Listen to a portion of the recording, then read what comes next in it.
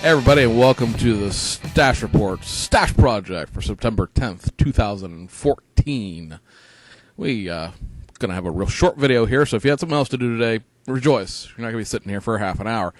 We don't even need to go over to the Notebook of Knowledge. I'm sorry, it's shelved away. It's over here someplace, and it'll never be seen again for this month, I don't think. There's nothing new to talk about. The only two reissue information that we have this week that we technically didn't have last week are two Revell of Germany kits that are slated to come out for October. One is the BMW M1 Pro car. It's a race version of the BMW M1. And then they're also going to be reissuing the Porsche 911 convertible. Both those kits are like mid-90s, early 90s kits. They've been around a couple of different times, and they're getting reissued again, I guess, just sort of fill in the end of the year. Over at Revell of Germany, they were not on the original slate of things that were supposed to be put out when they announced their entire year back in January. So I don't know if this is a change because Habaco owns Revell of Germany now, and they're going to start doing sort of quarterly announcements the way Revell of US has decided to do this year, or if there was just, nothing to talk about at the end of the year, and they're like, we need some more kits to shove out the door to fill out the catalog for Christmas, so to speak. So, if you want those kits, they're going to be coming out. I don't know if they're going to be imported directly to the U.S. like most Revell of Germany kits are, or if they're just going to stay over on the European side of the continent, or you can get them from Japan, but they tend to cost more out of Japan, plus when you ship them over, than they do if you find them, say, in the United Kingdom. Usually that's the cheapest place to buy a Revell of Germany kit is out of England someplace. Other places the shipping tends to go up. The shipping from Britain, while expensive, is the cheapest of the shipping from the European countries, if that makes any sense. There you go. I mean, those kits, like I said, are 15, 20 years old now, and they've been around a couple of times. They're good for the person who never had them or missed them occasionally. I mean, you can find them on eBay, but like everything on eBay, everybody thinks that every single model kit they have, because they've watched one too many episodes of, say, The Pickers or American Pickers, or any of these other attic dynasty shows where they're like, oh, I've got this thing and it's old and it's valuable. No, it's not. It's a piece of plastic in a box, and they're making another one, so your one isn't worth any more than the new one is. Plus if you go on eBay, you find some guy who's selling a brand new kit for $100, and you're like, well, why? You can buy it for $15 over here. These people don't sell these things. It costs money to list stuff on eBay. I don't understand how they make their money or what they're doing, but that's their business, and let them have it. So we got four.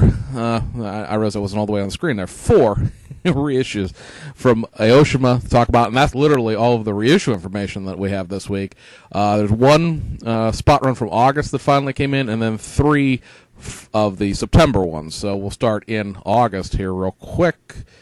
If I can get this to stop skipping, and I can't. So now there's a brief flash of something that we'll talk about in a second. Anyway, so August, we have the RAST ES13 Silvia.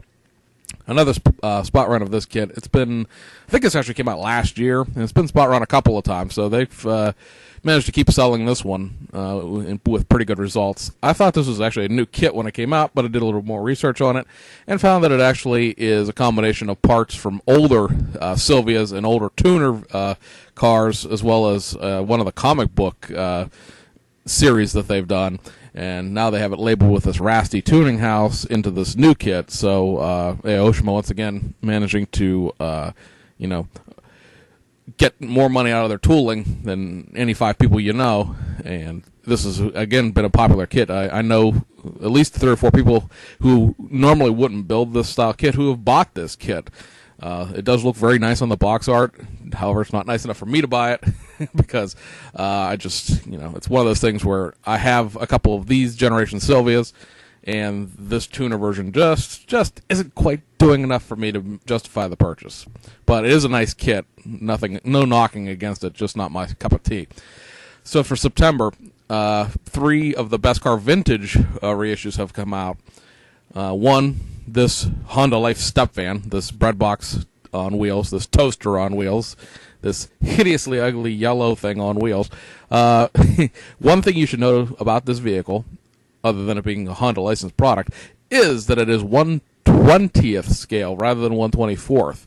I believe this might be not be Aoshima's tool. This may be an old Aimei or somebody else's tool, because Aoshima really didn't do much in 1/20th scale of their own. But this is a very old 1970s vintage Japanese kit. It is formally motorized, so, be forewarned going in here. This is not new tooling by any stretch of the imagination. None of these Best Car Vintage kits are new tooling, but this one especially is not new tooling.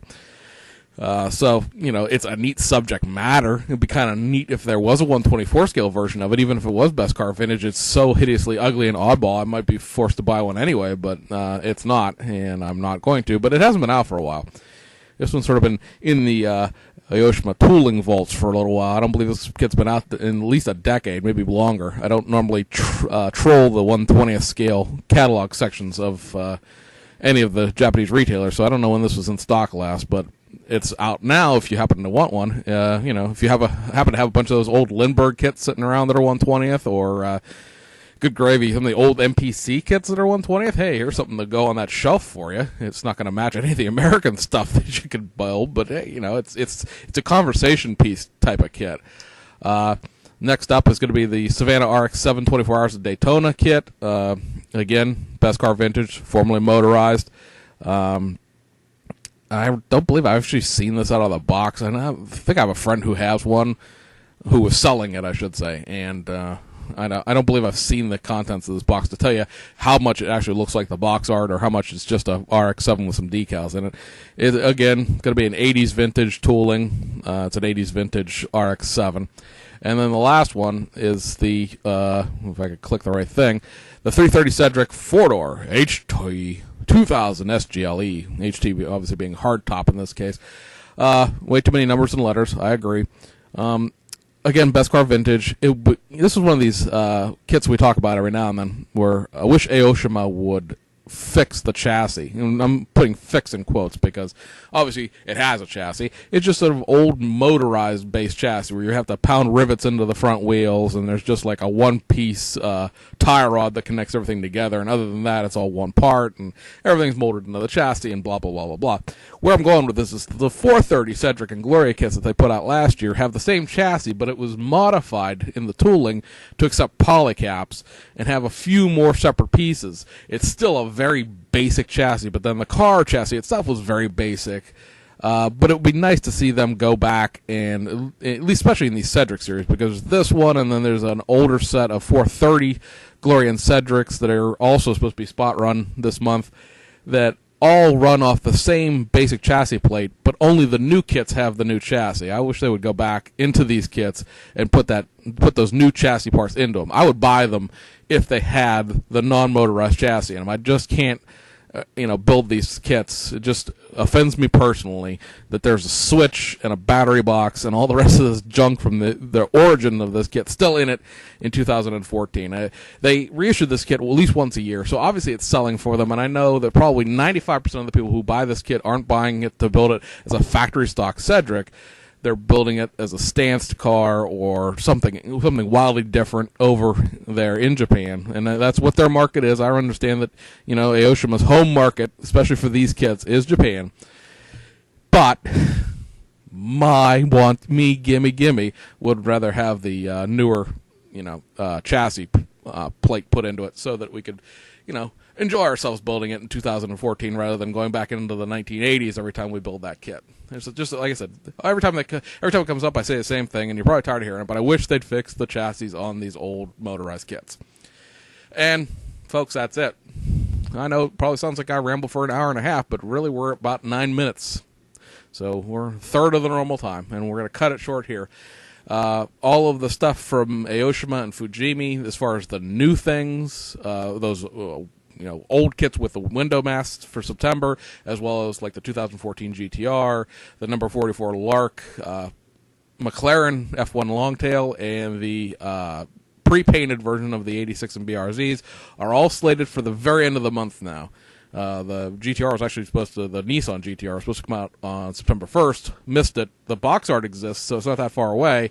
but they're running late again, as they tend to do at the end of the year. So we'll see if they actually get it out at the end of the month, but it might be a couple slow weeks here.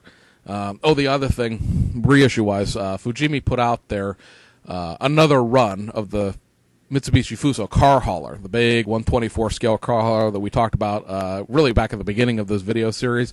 They sold out of the distributors and pretty much all of the hobby shops that they were ever stocked into, so Fujimi had to go do another entire complete run of them.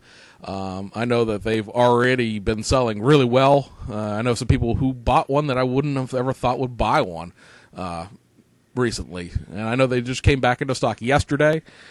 So if you want one, now would be the time to go get one, because I don't know if they'll do a third run. That might be pushing things a bit. I mean, it is a $69 kit, U.S. pricing right now with the yen exchange rate, and it's going to cost another $20, $25 to ship it, depending on who you buy from and what shipping options they offer, because HobbyLink Japan, you can go FedEx or EMS, and Hobby Search is only going to be EMS because it is too big a kit to ship via Surface Airlift, SAL. So if you want one, I would go get one while you can, because if you find one in the United States, chances are they're going to want into the three figures for one. It's going to be $100 plus, because even if I were to sell you one, in order to make my money back, I'd have to charge you, the other side $80 for it. So, import it yourself. It's always cheaper than buying at the hobby shop. Support your local hobby shop for your U.S. domestic kits and all of your parts and paints and tools, if they stock enough stuff to not have to order that stuff separately. But when it comes to Japanese kits, always cheaper to import. So until we talk to you next week, hopefully with something more interesting to talk about than 4 old Aoshima reissues, we'll see you on the other side.